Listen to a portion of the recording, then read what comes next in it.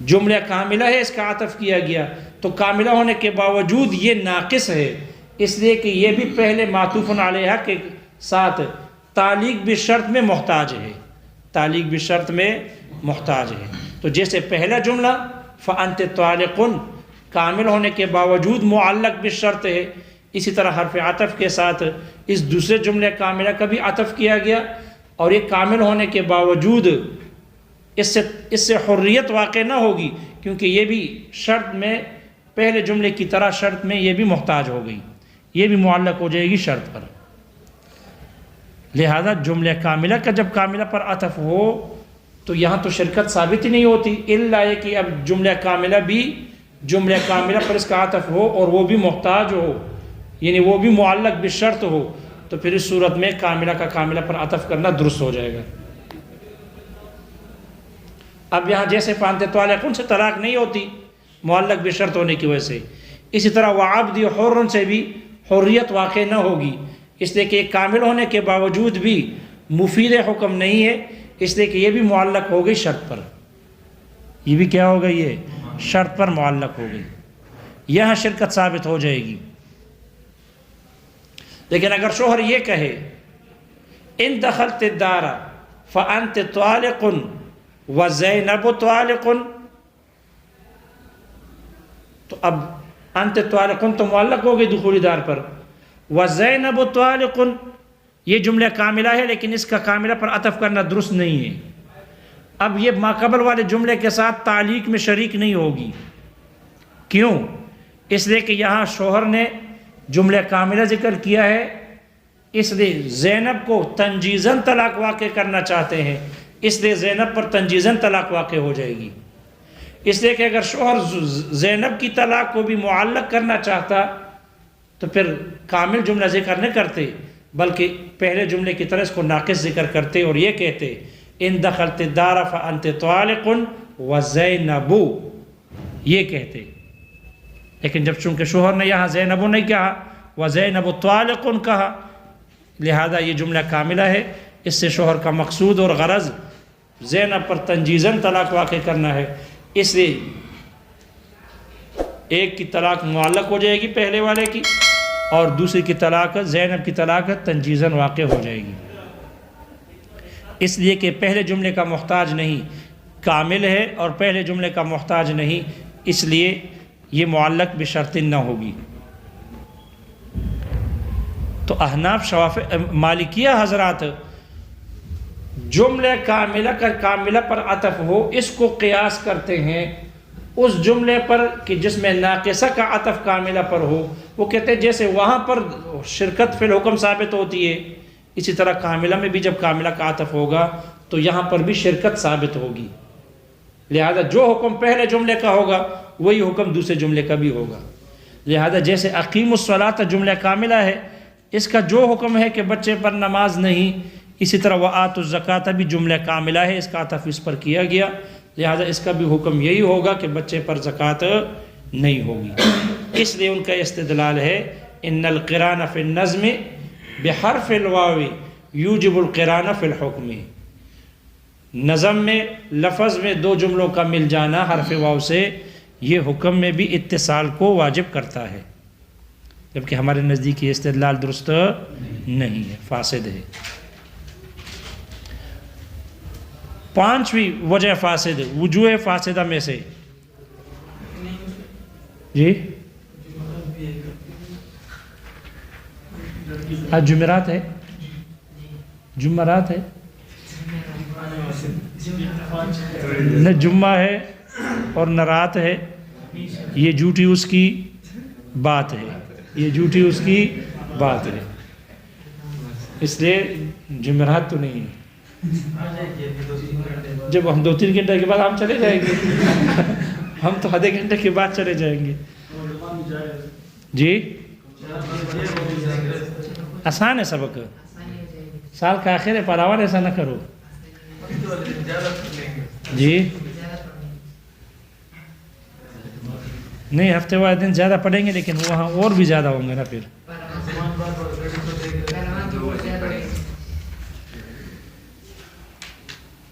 سال کا آخر ہے چلو مرضی آپ کی.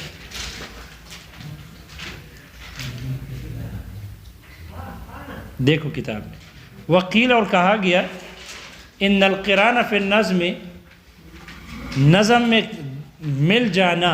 اتصال، قران میں معنی اتصال، نظم میں اتصال کا ہونا، ھذا وجہ رابع، یہ چوتھی قسم ہے، من الوجوہ الفاسدتی، اقسام فاسدہ میں سے. ذہب الیہ مالک، اس کی طرف امام مالک رحمہ اللہ چلے گئے، یعنی انہوں نے اختیار کیا. وہ اور وہ یہ کہ ان الجمع بحرف بین الکلامین، دو کلاموں کے درمیان جمع کرنا، بحرف الواو، حرف واو سے، یوجب القران فی الحکم، یہ حکم میں بھی اتصال کو ثابت کرے گا یا ثابت کرتا ہے. اے الاشتراک فیہ، یعنی حکم میں شرکت کو ثابت کرتا ہے. لأن رعایت المناسبت بین الجمل شرط، اس لیے کہ جملوں کے درمیان مناسبت کی رعایت رکھنا یہ شرط ہے. فلا تجب الزکوۃ علی الصبی، اس لیے تفریح کے طور پر کہہ رہے بچے پر زکوٰۃ واجب نہ ہوگی. لاقترانھا بالصلاۃ، نماز کے ساتھ متصل ہونے کی وجہ سے. فی قولہ تعالی، اللہ تعالیٰ کے فرمان اقیموا الصلاۃ وآتوا الزکاۃ، اس میں فہما جملتان کاملتان، یہ دونوں کامل جملے ہیں. عطف احداہما علی الاخری، ان میں سے ایک کا دوسرے پر عطف کیا گیا، بالواو، واو سے. فیقتضی تسویۃ بینہما، اس لیے ان دونوں کے درمیان میں برابری کا تقاضا کرے گا. وعندنا، اور ہمارے ہاں، ایضا لا تجب الزکوۃ علی الصبی، بچے پر زکوٰۃ واجب نہیں ہے. لیکن لا لاجل العطف، لیکن عطف کی وجہ سے نہیں. عطف کی وجہ سے یعنی دونوں کلاموں، دونوں جملوں کا عطف میں شریک اتصال کی وجہ سے نہیں. بل لقول علیہ السلام، بلکہ آپ علیہ السلام کے فرمان لا زکوٰۃ فی مال الصبی، صبی کے مال میں زکوٰۃ نہیں، اس فرمان کی وجہ سے ہے. ماتن کہتے ہیں واعتبروا بالجملۃ الناقصۃ، انہوں نے قیاس کیا ہے جملہ ناقصہ پر، یعنی جملہ کاملہ کا کاملہ کا جملہ ناقصہ پر عطف کا اعتبار کیا ہے. اعتبروا اے قاس ہؤلاء القائلون، ان قائلین نے، مالکیہ نے قیاس کیا، الجملۃ الکاملۃ، اس جملہ کاملہ کو، المعطوفۃ، کہ جس کا عطف کیا گیا ہو، علی الکاملۃ، کاملہ پر، اس کو قیاس کیا. اس کی مثال مثل قولہ زینب طالق و ہند طالق بالجملۃ الناقصۃ، اس جملہ ناقصہ پر عطف کیا، المعطوفۃ، کہ جس کا عطف کیا گیا ہو، علی الکاملۃ، کاملہ پر. مثل قولہ، جیسے کہ متکلم کا قول ہے، زینب طالق و ہند فإنہما یشترکان فی الخبر،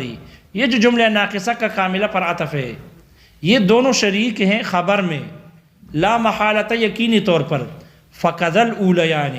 تو اسی طرح پہلے دو جملے بھی حکم میں شریک ہوں گے، وہاں بھی شرکت ہوگی. وقلنا، ہم نے کہا، ان عطف الجملۃ علی الجملہ، جملہ کا جب جملہ پر عطف ہو، یہ لا یوجب الشرکۃ، یہ شرکت کو ثابت نہیں کرتا. لأن شرکت، اس لیے کہ جو شرکت ہوتی ہے، انما وجبت فی الجملۃ الناقصہ، یہ تو جملہ ناقصہ میں ثابت ہوتی ہے، لافتقارھا، اس جملہ ناقصہ کے محتاج ہونے کی وجہ سے،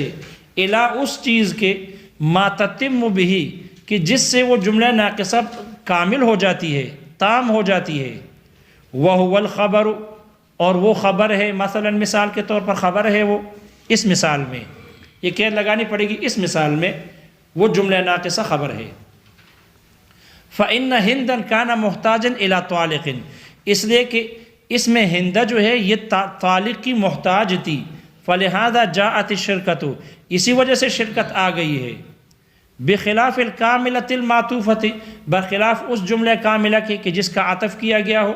فإنہا تامۃ، تو وہ تو تامہ ہے، مکمل جملہ ہے. فإذا تمت بنفسها، پس جب وہ خود مکمل ہو جائے اپنے ذات کے اعتبار سے، لا تجب الشرکۃ، تو شرکت ثابت نہ ہوگی.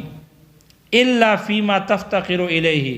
مگر یہ کہ وہ جملہ کاملہ بھی جب محتاج ہو جائے اس کی طرف، شرکت کی طرف یا خبر کی طرف، تعلیق کی طرح، فی قولہ جیسے شوہر کے قول میں ہے، ان دخلت الدار فانت طالق وعبدی حر، فإن الجملة الأخيرة اس لیے کہ جو آخری جملہ ہے وعبدی حر، وإن كانت تامة ایقاعا اگرچہ یہ تام ہے، مکمل ہے حکم کے واقع کرنے میں، لیکنہا ناقصۃ تعلیقا لیکن یہ تعلیق کے اعتبار سے ناقص ہے، فصارت مشترکۃ معہا فی التعلیق اس لیے یہ پہلے والے جملے کے ساتھ تعلیق میں شریک ہو گئی، مشترک ہو گئی، بخلاف قولہ برخلاف شوہر کے قول، ان دخلت الدار فانت طالق وزینب طالق فإنه لا يعلق طلاق زینب اس لیے زینب کے طلاق کو معلق نہیں کیا جائے گا، اذ لو کان غرضه التعلیق اس لیے کہ اگر شوہر کا غرض اور اس کے مقصود تعلیق ہوتی، لقال تو ضرور کہتا وزینب بدون ذکر الخبری خبر کے ذکر کے بغیر کہتا، لأن خبر کلتا الجملتین واحدۃ